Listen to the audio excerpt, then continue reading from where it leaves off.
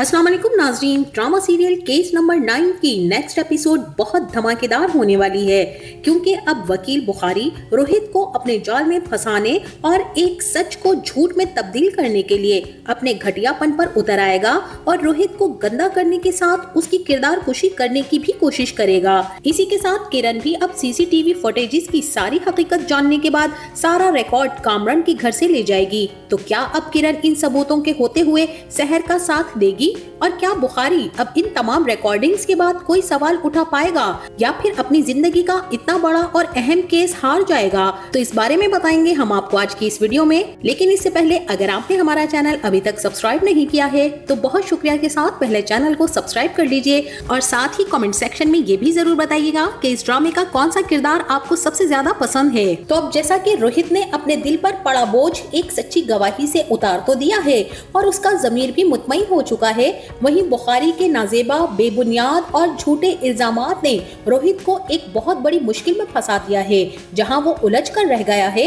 और चूंकि रोहित सहर रेप केस का गवाह है, मगर बकौल बुखारी के रेप उसके सामने तो नहीं हुआ, वो तो बाद में आया, तो कैसे साबित कर सकता है कि सहर के साथ रेप हुआ है? वहीं एक और चाल बुखारी की रोहित पर बिजली बनकर गिरी। अब इसीलिए जब बुखारी रोहित से सवाल पूछेगा कि मिस्टर रोहित, आपने मिस्टर कामरान के खिलाफ मिस सहर के साथ मिलकर ये चाल क्यों चली? और रोहित पूछेगा कि भाई कैसी चाल? और बुखारी भी कहेगा कि चाल ये थी कि मिस्टर कामरान पर रेप का इल्जाम लगाकर उन्हें जेल में डलवा दिया जाए, क्योंकि उनकी अहलिया किरण तो आप पर अंधा एतबार और भरोसा करती थी, और चूंकि वो प्रेगनेंसी की वजह से बिजी भी थी, तो आपने सोचा क्यों ना अकेले ही कंपनी को हाथों में ले लिया जाए। और फिर प्लान बनाया आपने और इस प्लान में मिस सहर को अपने साथ शामिल कर लिया और इसी के साथ उन्हें ये लालच भी दिया कि आप उन्हें डबल सैलरी पर आगे चलकर कंपनी की डायरेक्टर बना देंगे और भारी रकम भी देंगे।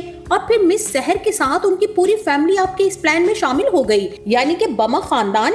आप बताइए, क्या ये सच नहीं है? क्या इस सारे प्लान में सहर की फैमिली को भी आपने इन्वॉल्व नहीं किया? चूंकि यहाँ पर बुखारी अव्वल रोज से ही प्लान की रट लगाए हुए है, क्योंकि उसने कामरान का केस बनाया ही इसी प्लान के तहत था कि सहर ने कामरान को ट्रैप करने के लिए और उसकी दौलत को हासिल करने के लिए ये सारा ढोंग रचाया है। यहाँ उसके वालिदैन को भी पैसों की जरूरत थी और वो भी जल्द अज जल्द अमीर होना चाहते थे। भाई भी अच्छी गाड़ी लेना चाहता था, इसीलिए सहर ने कामरान का इस्तेमाल किया और उसको इस जाल में फंसाया। जब वो नहीं माना तो सहर ने कामरान पर झूठा इल्जाम लगाकर उसे मुजरिम करार दे दिया। तो अब रोहित को भी इसी प्लान का हिस्सा बनाकर बुखारी अपनी चालें चलने की और आखिरी कार्ड खेलने की कोशिश करेगा।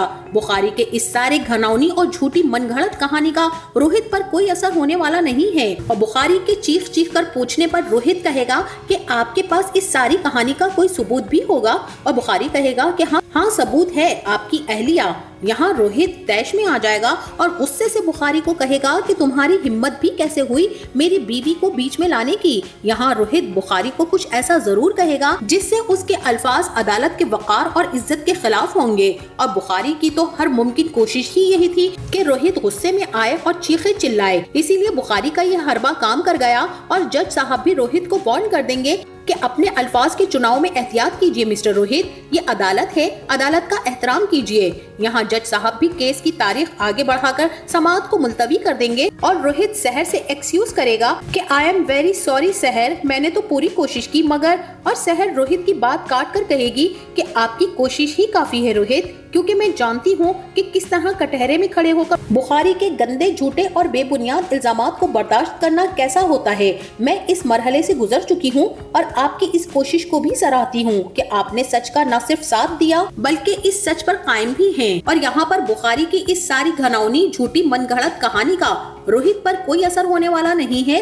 हाँ, ये जरूर है कि रोहित को इतना अंदाजा हो जाएगा कि अदालतों में जो कटहरे में खड़े होकर जिस तरह के सवालात का सामना करना पड़ता है और जिस तरह की गंदगी और कीचड़ उछाली जाती है, जिससे इंसान का किरदार तार तार होकर रह जाता है, रोहित ये जरूर सोचेगा कि सहर को कितनी मर्तबा इस तरह की जलालतों और घटिया बातों का सामना करना पड़ा, न सिर्फ अदालत में बल्कि सोशल मीडिया तक इस लड़की ने अपने साथ होने वाली ज्यादती का डट कर और बड़े हौसले से मुकाबला किया। यहाँ रोहित शहर की तरफ देखकर हौसला पकड़ेगा और सच पर साबित कदम रहकर शहर का साथ आखिर तक निभाएगा। और अब इसी के साथ वहीं दूसरी तरफ किरण, जिसे सीसीटीवी कैमरास के हवाले से जो झूठी कहानी कामरान ने सुनाई थी कि सीसीटीवी फुटेज तो पुलिस अपने साथ ले गई है, अगर इसमें कुछ होता तो पुलिस अरेस्ट कर चुकी होती ना मुझे। और किरण भी यही पूछती है कि अगर इसमें ऐसा कुछ नहीं था तो पुलिस अपने साथ वो क्यों ले गई। और कामरान मुसलसल यही कहता रहा कि पुलिस सारी डिवाइस अपने साथ एविडेंस के तौर पर लेकर गई है, उसी पर तो पुलिस रिपोर्ट बनाएगी और वो रिपोर्ट मेरे हक में आएगी। तो क्या तुम मुझ पर तब भी ऐसे ही शक करोगी। और किरण को आज की समाज से सीसीटीवी कैमरास की सारी हकीकत का पता चल गया कि कामरान ने तो सारे कैमरे पुराने निकलवा कर नए लगवाए हैं, तो पुराने कैमरों की रिकॉर्डिंग और पुराने कैमरों का रिकॉर्ड है कहाँ। और किरण को, जो कि आज की समाज से सीसीटीवी कैमरास की सारी हकीकत पता चल गई कि कामरान ने उसके साथ कितने बड़े झूठ बोले हैं, इसीलिए अदालत से सीधी किरण कामरान के घर जाएगी और वहाँ से पुराने कैमरों के डब्बे खोलकर सारी डिवाइसेस ले जाकर चेक करेगी, जहाँ उसे वो सबूत मिल जाएगा कि शहर कामरान के घर से गोल्डन कपड़ों में बाहर निकल रही है, जिसकी हालत नीम मुर्दा है और पूरी तरह से पानी में भीगी हुई है। इसी के साथ पाउडर रूम की भी सारी वीडियो जहां रेप हुआ वो सारी रिकॉर्डिंग्स देखकर शहर का शक न सिर्फ यकीन में बदल जाएगा, बल्कि उसके पास ठोस सबूत आने के बाद कामरान से उसे सख्त नफरत हो जाएगी। और इसी के साथ वहीं दूसरी तरफ अब जैसे ही कामरान भी अदालत से सीधा ऑफिस पहुंचेगा जहां रोहित अपना सामान समेट रहा होगा, और कामरान को देखकर रोहित यही कहेगा कि बहुत ही अच्छा किया तुमने मुझे यूं रुस्वा करवा के। और कामरान का कहना यही होगा कि असेसमेंट तो तूने दी है मेरे खिलाफ, मैंने तो उसको काउंटर ही किया है। और रोहित यहाँ पर हैरत से कामरान को देखेगा, जो कि सच और झूठ में हर तरह की तमीज भूल चुका है। यहाँ रोहित यही कहेगा कि तुम मेरी असेसमेंट को बुखारी के घटिया इल्जामात से कंपेयर कर रहे हो, जानते हो ना कि वो कितना घटिया और झूठा इंसान है, झूठे इल्जामात लगाकर झूठ को सच बनाने पर तुला हुआ है। और तू, जिसे अपने किए पर ना ही शर्मिंदगी है ना पछतावा है, अपने उस वकील के साथ तू भी जेल की सलाखों के पीछे ही जाएगा। रोहित तो कामरान से ये कहकर चला जाएगा, और कामरान, जो कि रोहित के साथ इस तरह के मामलात हो जाने से काफी ज्यादा परेशान होगा। तो ऐसे में कामरान जब घर पहुंचेगा तो मुलाजिम दिलावर कामरान को बताएगा कि किरण बीबी आई थी और बहुत ही जल्दी में थी, कैमरों के डब्बे खुले पड़े थे, वो उनमें से सब कुछ निकाल कर ले जा चुकी हैं। और ये सुनकर कामरान की तो सिट्टी गुम हो जाएगी कि वो किरण से कैसे वापस लेगा, और क्या किरण उसे इतनी आसानी से डिवाइसेस वापस करेगी। और वहीं इंस्पेक्टर शफीक भी, जिसे अपनी नौकरी के साथ जिंदगी की भी फिक्र लाहक हुई हुई है। सारे सच और हकाइक सामने आने के बाद अब शफीक भी एसपी जुहेब से यही कहेगा कि सर, लगता है मैच आखिरी बॉल तक जाएगा। और एसपी जुहेब का कहना होगा कि मुझे तो लगता है कि जज साहब ने तो 9 बॉल दे दी है।